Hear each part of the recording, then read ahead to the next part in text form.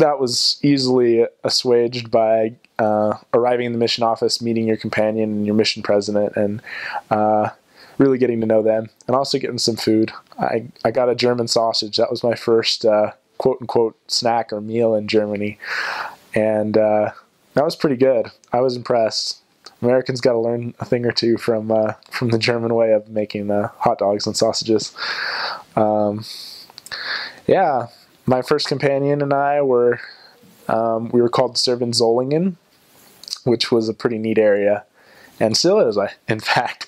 They're famous for their steel, and so a lot of the knives that you see were made there, and there's quite a bit of people, and the church is fairly strong there. They've got a nice, strong ward, and it was really exciting for me as a missionary to try out all I'd learned in the MTC. I worked really hard on learning the language, and I was happy when I got to Germany and I could understand probably 75 to 80% of what people were saying.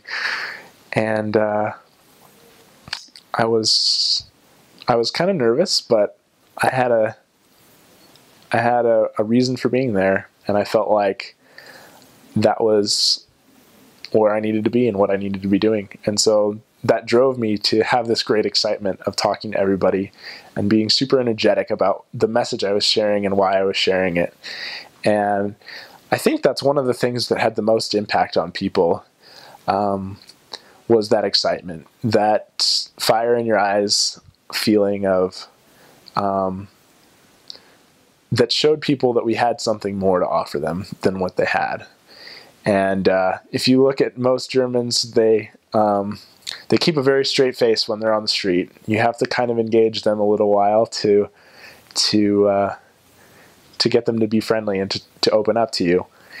They're not as trusting or as outgoing as Americans are, and so when you see them, they're kind of they look kind of grim. You can never quite tell if they're happy or angry or sad at first glance. But when they see that excitement in a young person's eyes, and they feel like that person really believes in what they're talking about, and they're not trying to put on a show, and they're not trying to be Mr. Fancy Pants American, they really stop and listen. And they may not be interested in what you have to say, and they'll tell you if they're not, but they will at least show respect for what you're saying. And that's one of the big challenges in Germany, and I think in most missions, is 19-year-old kids gaining respect from the people that they're teaching, convincing them that they also have experiences, spiritual experiences, that have made a difference in their life and have improved their lives. And so conveying that effectively, I think, was really, I guess, what worked for me. At least from what I know. And German people they're pretty picky sometimes with how they want their information, and they want it straight all the way through. And so it helps to be really knowledgeable in the scriptures. I think, like, if I were to probably, I guess to sum up, my advice would be to follow the 6 B's of President Hinckley. I would say the 9, but I don't remember all 9. But, like, be grateful, be smart, be clean, be true, be humble, be prayerful. Because being grateful to be in Germany, I think, makes a huge difference. They're very community-oriented and dedicated to ideals in terms of the communities that they live in, the society they live in. I got to travel a lot back and forth in Germany, and you see in the different counties how loyal they are to their local soccer team, for example, or their local brand of beer. That is kind of what motivates a lot of the German people. Of course, it depends on the city and depends on the place, and it also depends on the individual people, where they're coming from and why they're there. But they do care deeply about where they are, and as a result, if you're going to be living in their community, you should be caring too. And I guess that's the first B, is just be humble, be grateful for where you are. The second one is be smart. So the Germans want it straight, and they're willing to do research if they're interested in the gospel, but they want to know everything. It wasn't infrequent that we'd run into people on our mission that knew more about the Book of Mormon in terms of what's actually in it and where than my companion, for example, or me. I remember once meeting a man who had read all the standard works, all the teachings of the prophets, a lot of church history, and a lot of the end signs. And he didn't join the church. He was not a member. And you really have to be prepared to teach these kind of people that are willing to uncover every rock, to look everywhere, to check out everything on the internet, in newspapers, as well as in our literature, in the Book of Mormon, and in church documents. And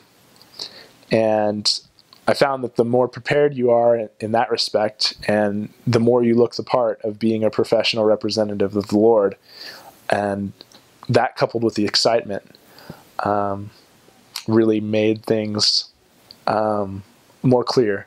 They start to take you seriously when you display that kind of knowledge and that kind of legitimacy. And that kind of goes along with the next B, be clean. Germans are sometimes not the cleanest of people. A lot of that has to do with the society that's there. Utilities are a lot more expensive, so is water.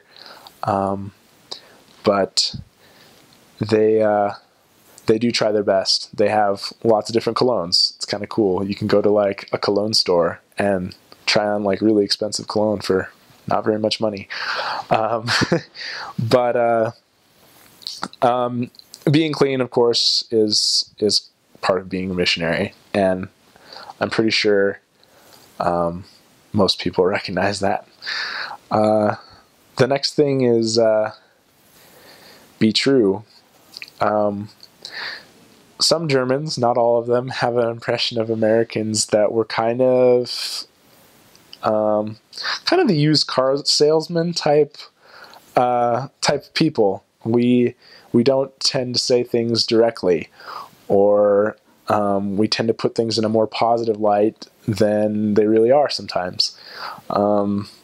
Germans really don't view the world that way. They want the truth, no matter what it is. So there are people that when you knock on their door, they will say, "I'm not interested," directly to you, or they'll say, "Go away," or they'll say other things.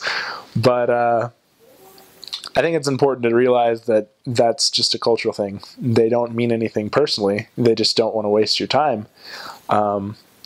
They don't want you to be talking to someone who isn't interested when you could be moving on to talking to someone who is.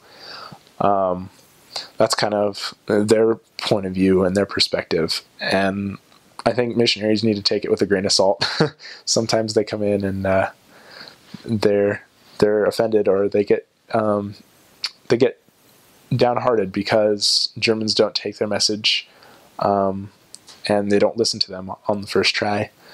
But I think in a way they're doing you a favor, because when you find someone who is interested, they genuinely are interested. You don't have to wonder, and you can teach them. And it's great. I had a lot of great investigators when I was over there.